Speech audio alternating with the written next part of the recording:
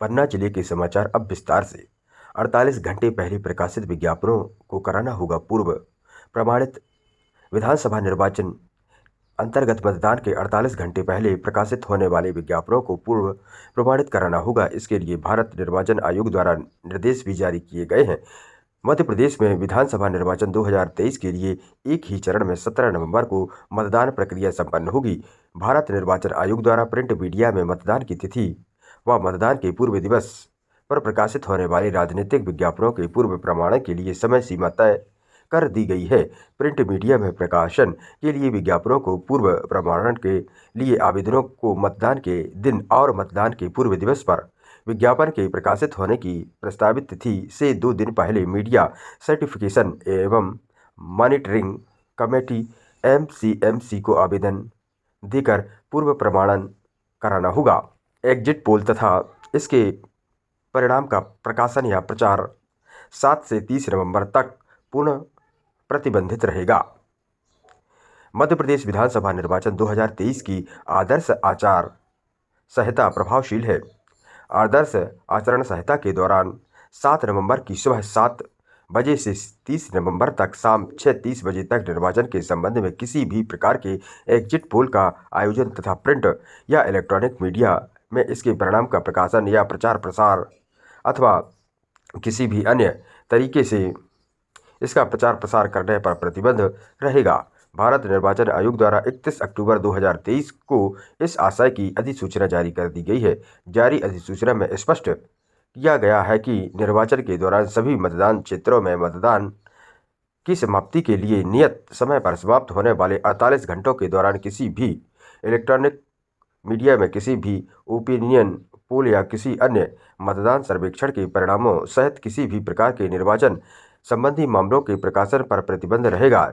लोक प्रतिनिधित्व अधिनियम 1951 की धारा 126 का में यह प्रावधारित किया गया है कि कोई भी व्यक्ति कोई निर्गम मत सर्वेक्षण नहीं करेगा और किसी निर्गम मत सर्वेक्षण के परिणाम की ऐसी अवधि के दौरान जो निर्वाचन आयोग के द्वारा इस संबंध में अधिसूचना की जाए प्रिंट या इलेक्ट्रॉनिक मीडिया के माध्यम से प्रकाशन या प्रचार प्रसार या किसी भी प्रकार की अन्य रीति से प्रसार नहीं करेगा।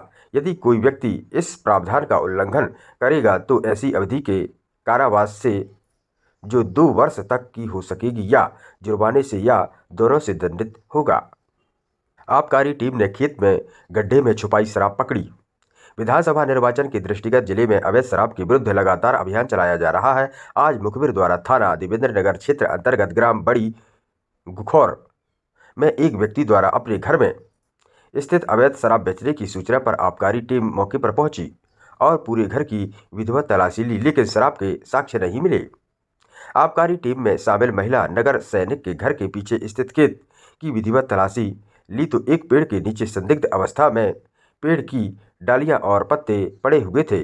जब उन्हें हटाकर देखा तो एक ताज़ा गड्ढा बना दिखाई दिया और उसकी मिट्टी हटाने पर एक प्लास्टिक के डिब्बे में 50 पाव गोवा विस्की अंग्रेजी शराब कीमत 5,500 रुपये बरामद किए गए। शराब को जब्त कर आरोपी उषा कुशवाहा पति जय कुमार कुशवाहा उम्र 30 वर्ष निवासी बड़ी गुखौर के विरुद्ध मध्य प्रदेश आबकारी अधिनियम धारा 34(1) प्रकरण दर्ज किया गया। इस कार्रवाई में आबकारी उप निरीक्षक मुकेश पांडे, आबकारी आरक्षक मनु कुरकू, नगर सैनिक फूल रानी, कौशल्याबाई, वीरेंद्र यादव, मोतीलाल प्रजापति और सुहेल खान शामिल रहे।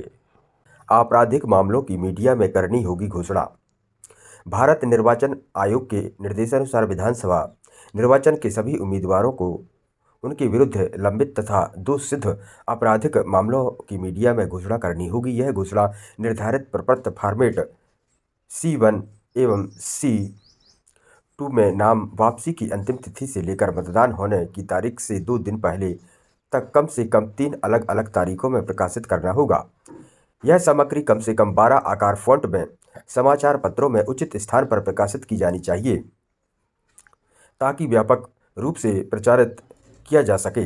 आपराधिक मामलों वाले ऐसे सभी उम्मीदवारों के लिए यह भी अपेक्षित होगा कि वे उपर्युक्त अवधि के दौरान 3 अलग अलग तारीखों को टीवी चैनलों पर उपर्युक्त घोषणा प्रसारित करेंगे, किंतु टीवी चैनलों पर घोषणा के मामले में इसे मतदान संपन्न होने के लिए निर्धारित समय समाप्त होने से 48 घंटे पहले पूरा कर लिया जाना चाहिए। प्रारूप 26 की मद 5 और 6 में घोषणा के अनुसार आपराधिक मामलों वाले सभी उम्मीदवारों के मामले में रिटर्निंग अधिकारी समाचार पत्रों और टीवी चैनलों में व्यापक प्रचार के लिए आपराधिक मामलों के बारे में घोषणा प्रकाशित करने के लिए इन दिशा निर्देशों के बारे में एक लिखित पत्र देंगे। उम्मीदवारों को दिए जाने वाले ऐसे पत्र के लिए एक मानक फॉर्मेट C3 उपयोग करें। उम्मीदवार जिला निर्वाचन अधिकारी को अपने निर्वाचन व्यय लेखा के साथ उन समाचार पत्रों की प्रतियां जमा करेंगे जिनमें इस संबंध में घोषणा प्रकाशित की गई है।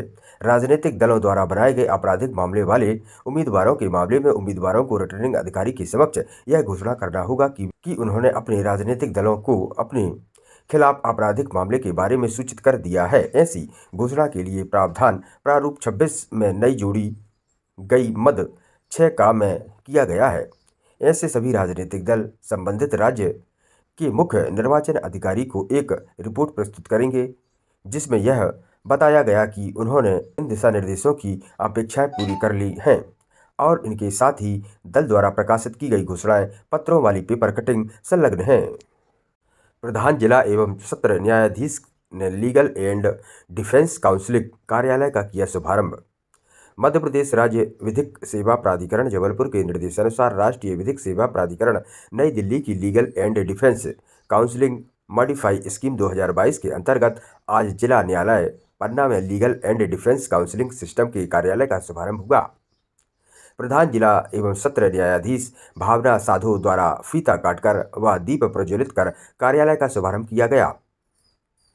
शुभारंभ उपरांत प्रधान जिला न्यायाधीश ने legal and defence counselling system के नियुक्त सभी पदाधिकारियों को आवश्यक मार्गदर्शन प्रदान किया गया। उन्होंने कहा कि प्रतिदिन समय पर कार्यालय में उपस्थित होकर आवंटित आपराधिक प्रकरणों के अभिलेख का गंभीरतापूर्वक अवलोकन करें। संबंधित प्रकरण के अभियुक्त से चर्चा कर उनका बचाव निष्पक्षता के साथ न्यायालय के समक्ष रखें जिससे कि गरीब व्यक्तियों को समय पर निःशुल्क न्याय प्राप्त हो सके।